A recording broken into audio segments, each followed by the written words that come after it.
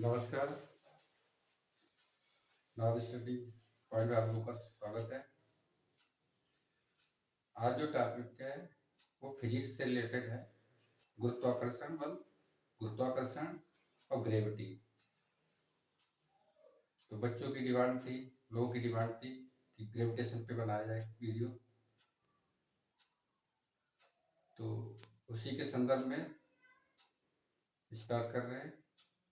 और स्टार्टिंग करने से पहले दो बातें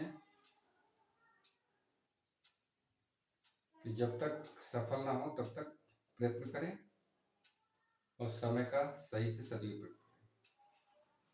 समय को जाया ना होने दें, बर्बाद ना करें। Okay, let's start today class.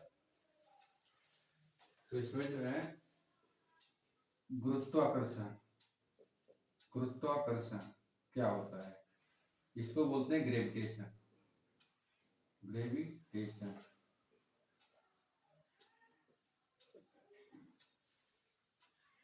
Gravitation होता है। और ग्रेविटेशन क्या है, कोई ऑब्जेक्ट है, मान लो स्मॉल है मास का, एक ऑब्जेक्ट है कैपिटल मास का, दो ऑब्जेक्ट, इनके बीच एक फोर्स लगता है। क्या लगता है? फोर्स, बल लगता है। और जो बल लगता है तो एक किसकी वजह से? ग्रेविटेशन वजह से। सबसे पहले ये किसने बताया था? न्यूटन ने बताया था। न्यूटन ने प्रपोज किया था कि इस यूनिवर्स में कोई कितने भी ऑब्जेक्ट हैं, सबके बीच एक गुरुत्वाकर्षण बल लगता है। और जो गुरुत्वाकर्षण बल है, जो गुरुत्वाकर्षण बल है वो किसके प्रोपोर्शनल में होता है? तो वो मास के प्रोपोर्शनल होता है, मास m1 m2। और इनके बीच की डिस्टेंस क्या है? r है, मान लो r है। तो m1 m2 के तो प्रोपोर्शनल होगा इनके प्रोडक्ट के, और इनवर्सली प्रोपोर्शनल व्युत्क्रमानुपाती किसके होगा? इनकी डिस्टेंस की स्क्वायर के। अगर हम दोनों को ज्वाइन कर देंगे तो यह प्रोपोर्शनल क्या हो जाएगा? m1 m2 upon r square. Distance r मान लो, स्मॉल r मान लो, r मीटर। तो F equal to G m1 m2 upon r square. G क्या है? ग्रेविटेशन कांस्टेंट है। G क्या है? Gravitation constant. ये क्या आएगा? न्यूटन में आएगा।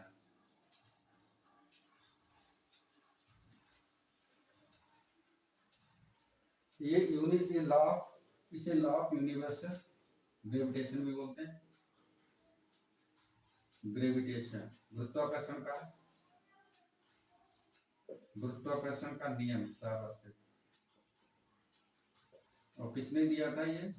It has given by the Newton.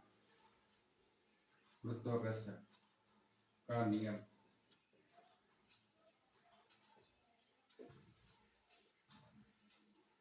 अब देखिए, फोर्स एक तो इतना होता है, तो अगर अर्थ के लिए लें तो जी, और मास, मान लो कोई ऑब्जेक्ट है, ये मास है, ये हमारी अर्थ है, इनके भी कितना लगेगा? मास अर्थ का है मान लेते हैं, रेडियस आर मान लेते हैं।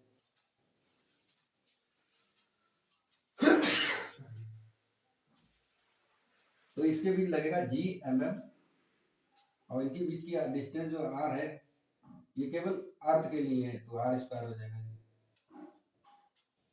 ये भी न्यूटन में आएगा। तो गुरुत्वाकर्षण बल, गुरुत्वाकर्षण ये है, ये पूरा ग्रेविटी पे है।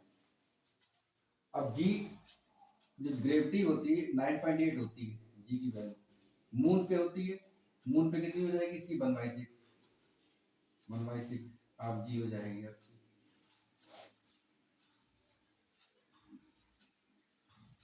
अब देखो न्यूटन के कौन कौन से लॉ दिए थे?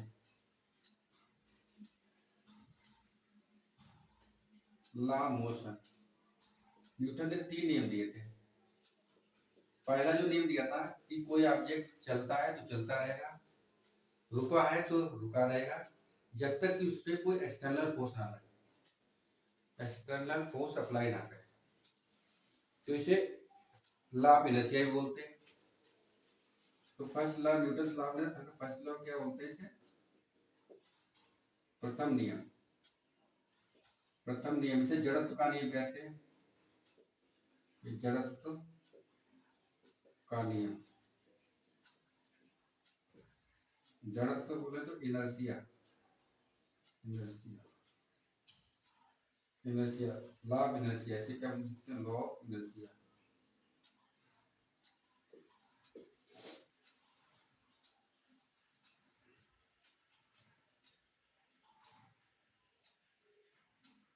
और सेकेंड जो था, सेकेंड वाला दिया था,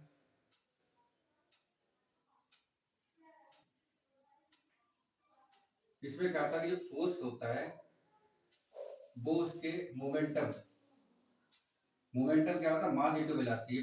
फाइनल मोमेंटम हो गया संवेग, और ये प्रारंभिक संवेग। The rate of change of momentum, तो डेल्टा टी ले लो, टाइम ले लो। तो v क्या है आपकी? फाइनल स्पीड है या अंतिम वेग है। u क्या आपका प्रारंभिक वेग है, इनिशियल स्पीड है। ये अंतिम वेग है, ये प्रारंभिक वेग है। अंतिम वेग, प्रारंभिक वेग।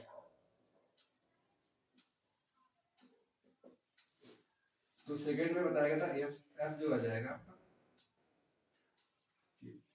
हटा देंगे प्रोपोर्शनल, हटा देंगे तो के एम का ले लो B minus U upon delta T. T time है, टी टाइम है, तो ये B minus U upon T क्या हो जाता है? ये हो जाता है, ये क्या हो जाता है? त्वरण हो जाता है, एक्सीलरेशन, एक्सीलरेशन होता है त्वरण।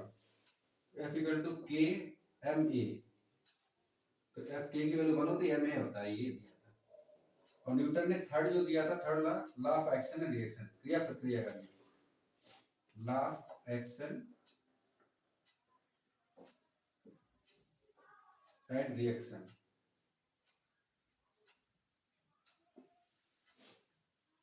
क्रिया प्रक्रिया का, प्रक्रिया का, क्रिया प्रतिक्रिया का।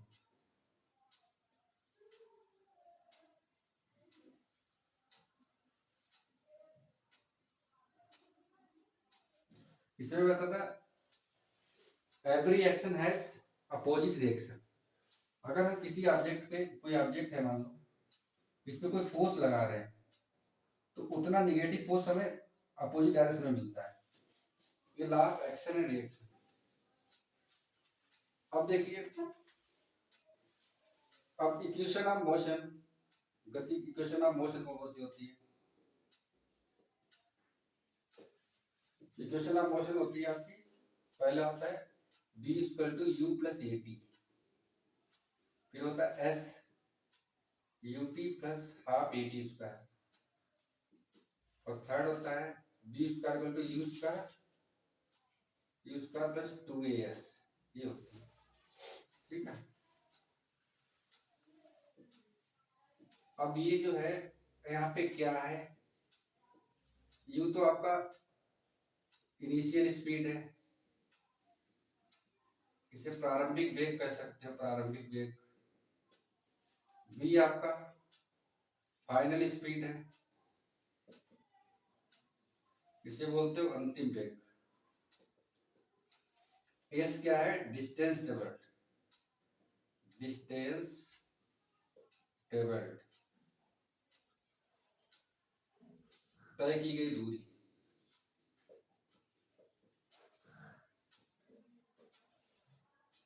और आपका क्या बचा? t है आपका टाइम, टाइम सेकंड में लिया जाएगा, सेकंड, ठीक है। अब क्वेश्चन आता है कि g फाइंड करना है। अब अर्थ के बीच कितना, क्वेश्चन में आ गया कि जो g होता है इसकी value 6.7 into 10 to power minus 11 होता है न्यूटन केजी और मीटर स्क्वायर पर मीटर स्क्वायर होता है इसका। रेडियस ऑफ द अर्थ, ये रेडियस है तो होती है 6.4 10 टू पावर 6 मीटर। और mass of the earth, mass of the earth होता है 6 इंटू 10⁻24 kg।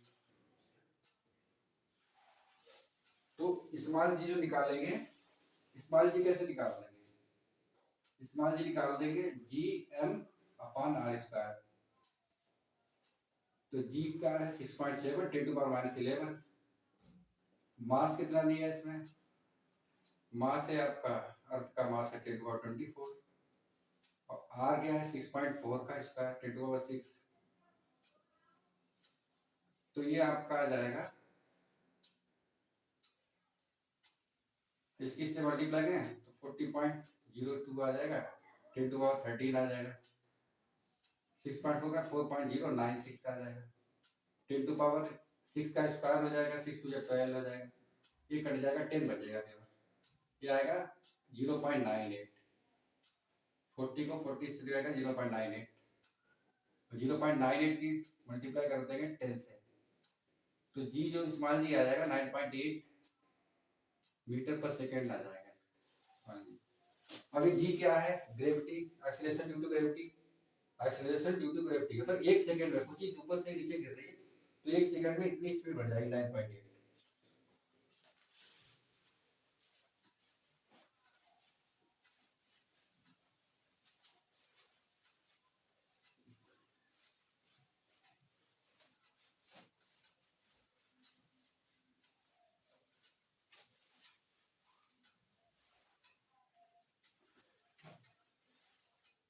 अब इक्वेशन